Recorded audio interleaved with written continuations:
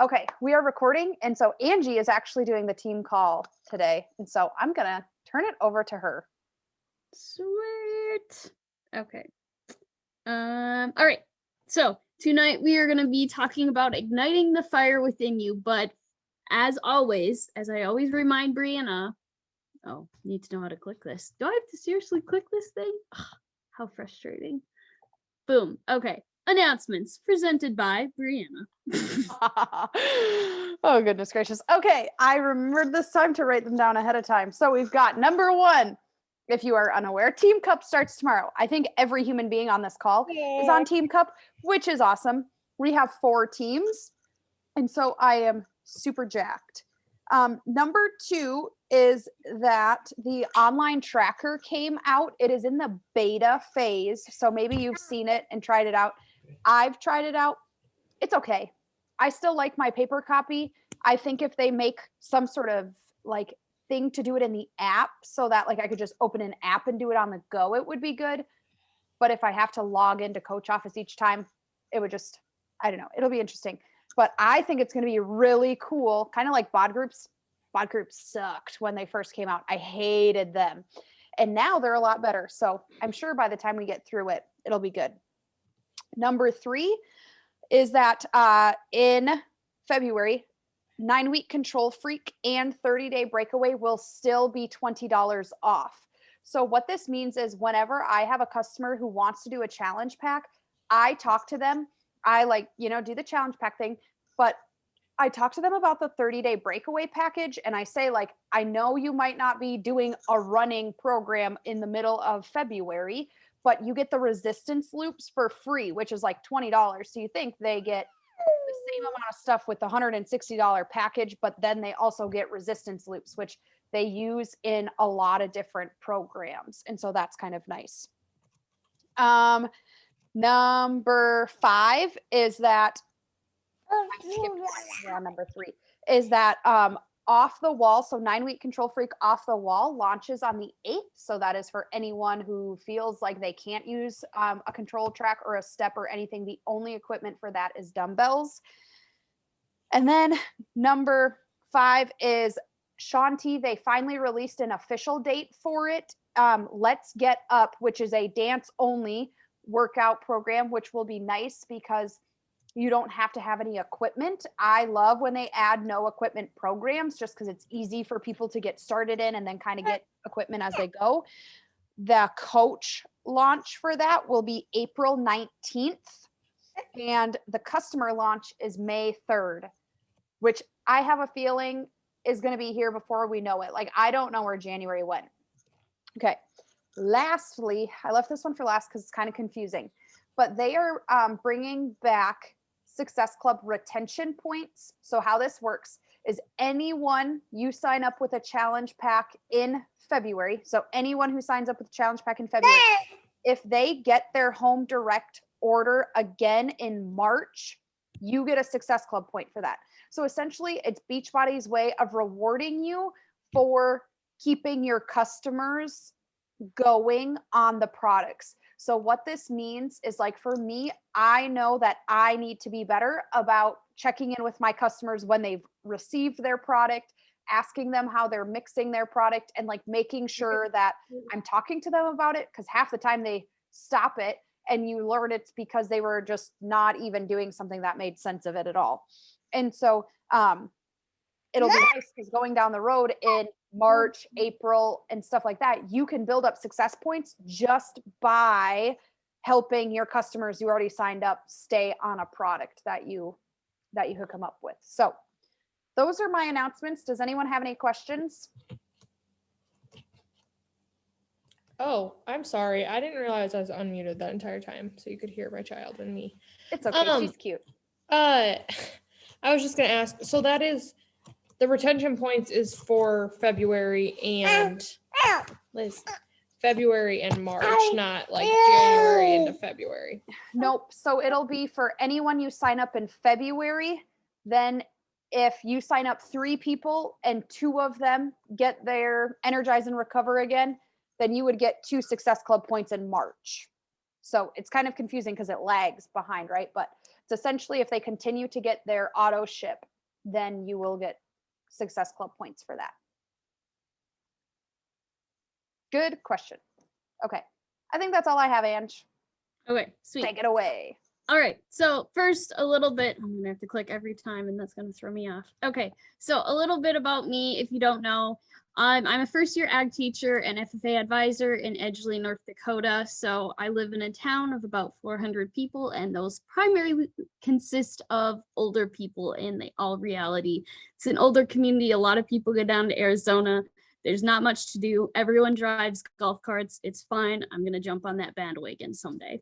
I am engaged to my fiance, Isaac, also known as the Nerd. He's an engineer in Jamestown and he's funny. I'm a co-founder of the Live Boldly community. We're just going to do a little shout out here. If you guys don't follow us, go follow us and listen to our podcast. Thanks. And then I am an Enneagram 1, and we're going to be talking about that along with some other great stuff tonight. And I have been actually coaching since July, I believe, right? I was thinking about this. Is it technically July or was it June? I don't know. Somewhere around there, 2019. So almost 2 years. It's fine. But didn't really get seriously coaching until I would say during COVID in March of last year. So really committing to it for about a year. So if you are able to at this time, I'm going to read some stuff to you guys that I have on my slide, but I ask that you guys actually close your eyes. Obviously, for the moms out there, that might not be possible with your children. But for everyone else, if you're not eating or something, I just want you guys to close your eyes and listen to this and kind of think about these questions. So, what if the things you loved collided with the plans God laid out for you from before the foundations of earth? What if the random relationships and activities in your life all of a sudden had a focus and felt intentional and meaningful? And what if the things that have caused you the most hurt in your life became the birthplaces of your deepest passions? What if you could get past your fears and insecurities and spend the rest of your life running your guts after His purpose for you? Now, I know that's a lot to think about, but you can open your eyes. Those are just some things to think about that really struck me as we move into this tonight. And now we're going to focus on 2 Enneagrams. Now, I'm not sure how many of you guys are familiar with Enneagrams. I am obsessed with them. I'm just obsessed with personality traits in general and how people work with one another. I think it's very interesting. But basically, if you're not familiar, the Enneagram is a system of personality typing that describes the patterns and how people interpret the world and manage their emotions. So how I interpret my emotions or how I manage my emotions and interpret the world might be different from, let's say, Brianna or Jess or Ashley, depending on our types. So I'm not sure how many of you guys took the test. If you haven't, I definitely encourage you to take it. So we have type 1, which is the perfectionist, which is me. I am type 2, the giver. Type 3, the achiever. Type 4, the individualist. Type 5, the investigator. Type 6, the skeptic. Type 7, the enthusiast. Type 8, the challenger. And type 9, the peacemaker. And keeping in mind that how one Enneagram interprets the world is very different from another. So I'm going to use type 1, me, myself, the perfectionist versus 7s, which are the enthusiast.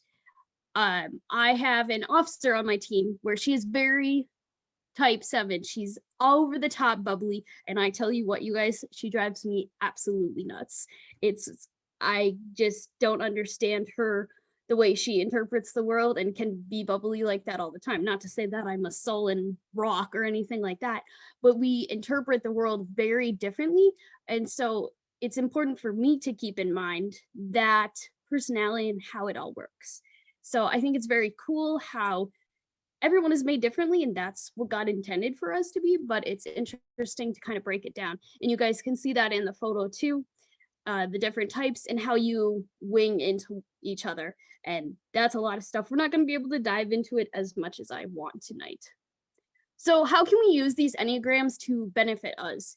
So once you take the test, it's really easy for you to defend yourself. Like, well, I act like this because of this.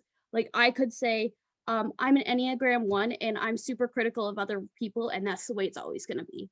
But rather than keeping us inside this box of how I will always be, but thinking of how can I grow and use this to strengthen my Enneagram.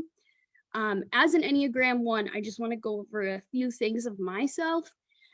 Like for example, my core belief is to live a life of purpose. Okay. I believe in doing things correctly and having those high standards, very high standards, you guys. I pay very close attention to detail. I actually guessed, for one of my classes, out of those 12, I was able to guess 10 out of the 12 students' Enneagrams, and I got them right. So when I pay close attention to detail, it's very interesting to me. I avoid making mistakes. That's kind of where the imperfectionist comes in. That's like one of my biggest fears. And also I cope with fear by being very disciplined, and I'm very hard on myself, which I think spirals into also being critical of others and hard on others. So diving into our Enneagrams and recognizing our strengths, our fears and weaknesses and core motivators can kind of help us here with this community. Some of us are going to probably mesh better than others, but also understand like we all have different strengths and how can we use them to benefit each other. So for example, Brianna is type 2, the giver, and she's always, very much a giver. We work very well together as type 1s and types 2s, and that's probably because we're close to one another on the Enneagram scale. Not to say I can't work well with a 6, but we definitely have our differences.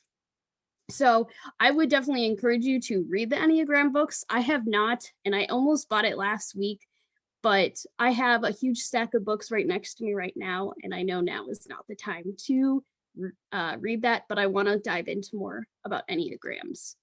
And then just talk to other people who are the same Enneagram type as you, so you can kind of understand like how can we work through this. So like I said, I'm very critical of myself, especially in this business. So how can I use this to continue to grow and strengthen myself?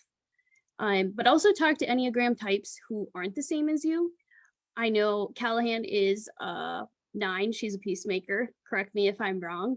And she always brings great perspective to when we have conversations, whether that's about teaching or even this. It's kind of cool. I've already learned a lot from her, so I think that's super cool. So that's a little bit about Enneagrams. And this, if you know what your Enneagram is or what you think you might be, I think this is going to be very helpful for you as we dive into the next few things. I can't see the chat box. I hope it's not important. I'll check it at the end. We're just putting in there what Enneagram numbers we are, so you're all good. Okay, also it was like a black screen too, so I was like, I can't see any faces and this is weird. It's fine. Okay, so I need to move Brianna now. So fear and settling was holding me back. Is it holding you back? So here in January at the beginning, I was like, okay, so actually backing it up all the way back to October of 2020, I had been getting more serious with Beachbody, but it wasn't until October where I was going through some stuff that I hated teaching, you guys. And maybe it was just because of the freshman students, but there was a lot going on. And after our team retreat, it kind of gave me a new perspective that I was kind of holding back, and I needed to really realize that I cannot let defeat and rejection define the rest of my day, week, or month. And from there, I've just slowly progressed that we can't let one moment in our life just destroy the rest of us, especially here in January. So like I said, beginning of January, I wasn't getting much success. And I remember sharing with Brianna that I was frustrated. There wasn't a lot going on. And then all of a sudden, but I kept going. And all of a sudden these girls were like, yes. And I sold two to three challenge packages in a day. And it was mind blowing. And I'm not sitting here to tell you that because I want all the recognition, like, you're awesome, like, whatever. It was because I didn't give up, because I could not let that defeat and rejection define, like, my month. I was like, no, I'm going to hit Success Club 10. It is going to happen, and I'm not going to stop sending those invites. And I think so often, as new coaches or coaches who have been here for a while, it's so easy for us to just sit there and let that define us, and we cannot. We want to grow. We have to keep pushing. and we cannot let fear get into our minds. And I think that's so easy for us because fear is a liar here, though. Fear comes from Satan, you guys, and not from God. God is going to offer you that peace and that strength that you need to push through the month to do what you need to do to hit Success Club. Satan does not want, I was just writing about this today. Like, Satan does not want us to do the things that God wants us to do. And that's what we need to keep us remember. So fear holds us back from doing those big dreams, hitting Success Club, becoming diamond, emerald, whatever it is. Maybe it's just selling one challenge package. We cannot let that hold us back and just settling for mediocrity. We cannot do that. Okay. Need to take a drink of water. Okay. So where are we at right now with our mindset? This is a huge thing too. And we can think about this with our Enneagrams and just everything. But guys, mindset is everything. And I preach this so much to myself, to Isaac, to everyone. And I probably need to chill about it sometimes, to my students, especially when they tell me, like last week, quite a few were telling me, they're like, well, this is hard. And I was like, surprise, things in life are going to be hard. Welcome to the reality of life. And each day is a chance for us to reset our mindset. I had some rough days last week of the fear was getting to me because I had to teach drafting and it was getting really inside my head. And I remember texting Brianna, I was like, pray for me. Like, I'm so scared to do this.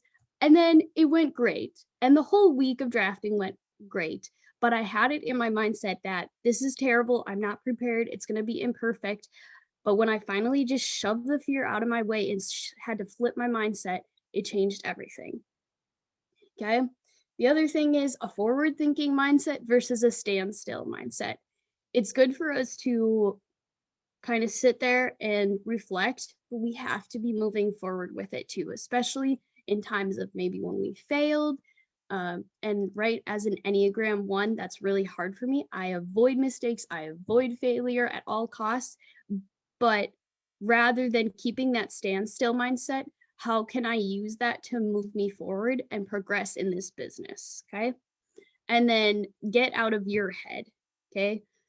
First off, if you have not read this book by Get Out of Your Head by Jenny Allen, she is probably one of my top authors right now. I just started her new book, Restless, and you guys, it is just hitting my core.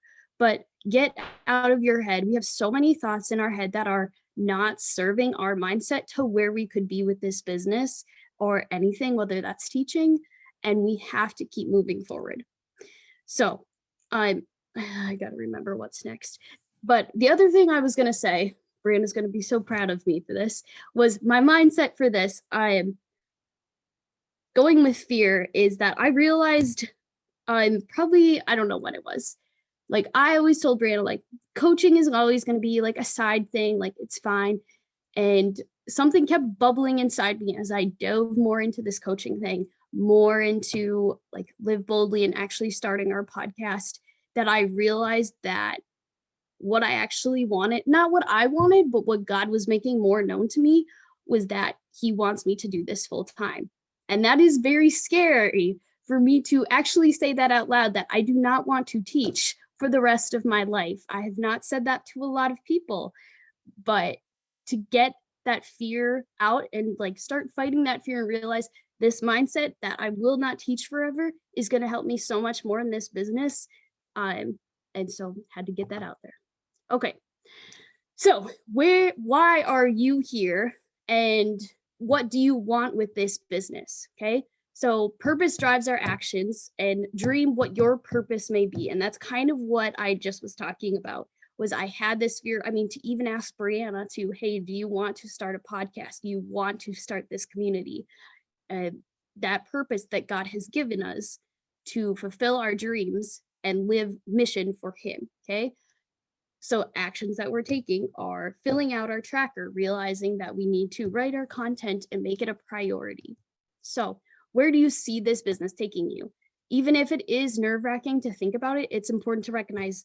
So I know Jess talks about that puke goal that we always have, that puke dream that we have, but it's like, no, we're going to do this and we're in this together, this community of women. And that's what we're all here for, is to remember, why are you here and why Like, and maybe it isn't full time, and that's okay.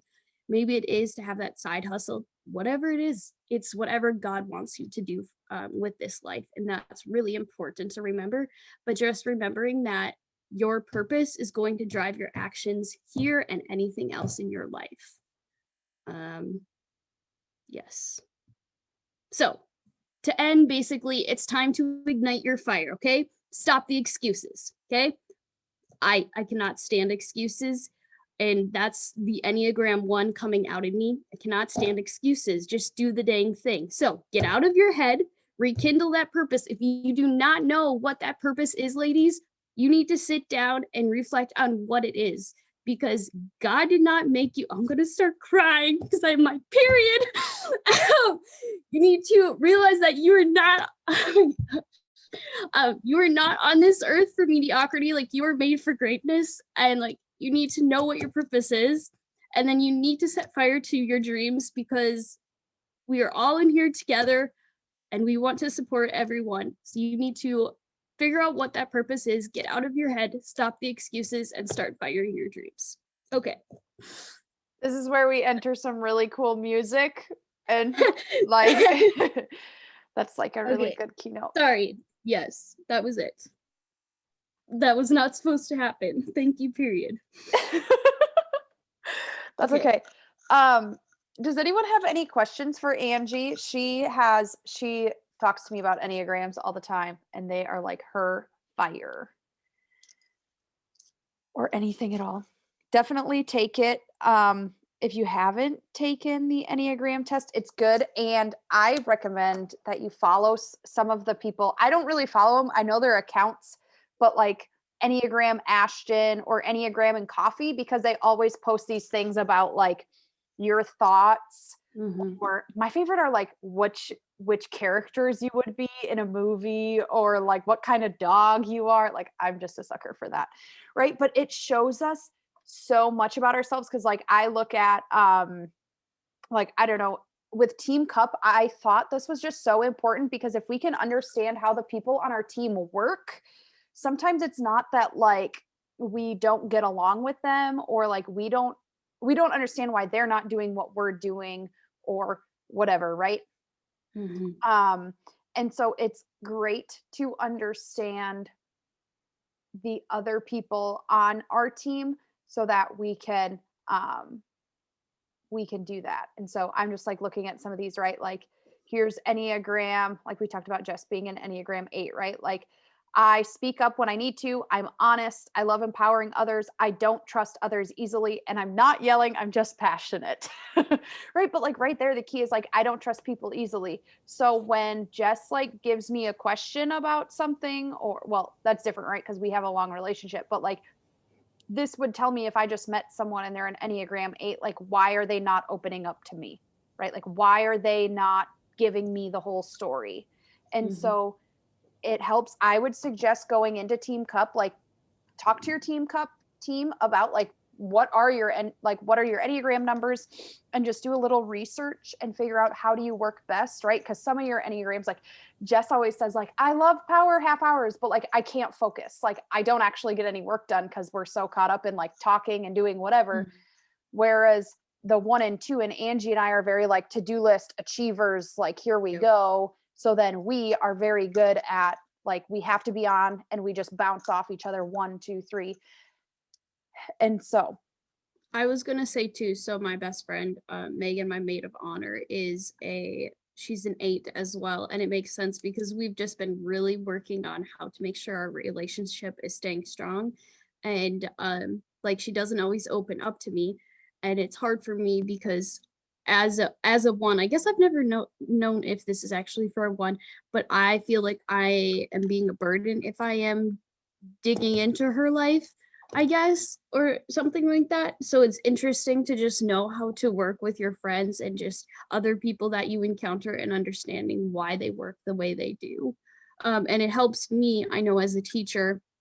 That's why like I had my students take the test, and just figuring out what they are, because I can understand them better, why they act the way they do in my class too. Like, why I have some of those stellar type 1, type 3 students, and some of the other students that are super bubbly, not to say that they're bad students, but why are they overly bubbly all the time in 2 p.m. in the afternoon when I want to just be alone and not be around people at that time, you know? So it's good as a teacher or even whatever profession we're in to understand that, I think. Yeah.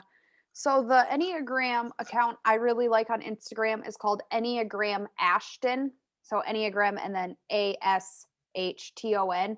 And I just like it because hers are more like practical. I think she has one too that's more like the fun, you know, the characters and the if you were a coffee drink, what would you be?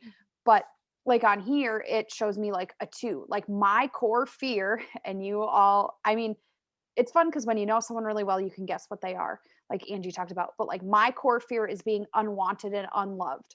So how does that translate into the fear that stops me in my business? It means that I hate rejection, right? Like I hate someone that doesn't respond. I am worried. Like I feel like I have to do everything for everyone because right? I feel like I need to be the one to do it all so that everyone likes me. Yeah. And Lettered by hand is another good one. What's this one? there's a ton Aim of them. Aim to design. That one talks about enneagrams in friendship. And that's like for me, I'll just like read a few off. Authentic and stays true to who they are. Has a small circle and loves them to pieces. I feel like I don't have a ton of friends. I don't know. Other people tell me different, but those are just a few of them. There's a lot of good ones though. Mhm. So But that's kind of Enneagrams are good. And they're good to dive into. yes. Like here's a good one, right? What makes Enneagrams angry? So like, right? I think of Callahan, right? Like conflict, rudeness, being pressured to do something. And so then she was just the first one I thought of. You know, we could go to anyone, but say I'm working with Angie. Obviously, Angie and I work a lot, like we work well together, or we work a lot together. Um, but like here, what makes them angry? When people don't follow through, which we had a conversation about this because she like one day she was super busy and she didn't post in the Live Boldly, and like she took it so personally, like I let you down, like this was the worst thing, like I told you I was going to do something and I didn't. And I'm like, yo, Ange, like no big deal, like chill. But like to her, right, like what makes her angry is that she said she was going to do something and she didn't. And so it's so nice, like plans changing when people are late, not following the rules. So then I can look at these and say, okay, on my team cup team, what's going to piss someone off are these things. So I'm going to try to not do that, right? I'm going to make sure that I don't know who the other people are right now, like what off the top of my head, but like this person, this Enneagram feels taken for granted. Well, I'm going to sure as heck make sure that person never feels like they're being taken for granted because I want to work cohesively. So I hope that makes sense.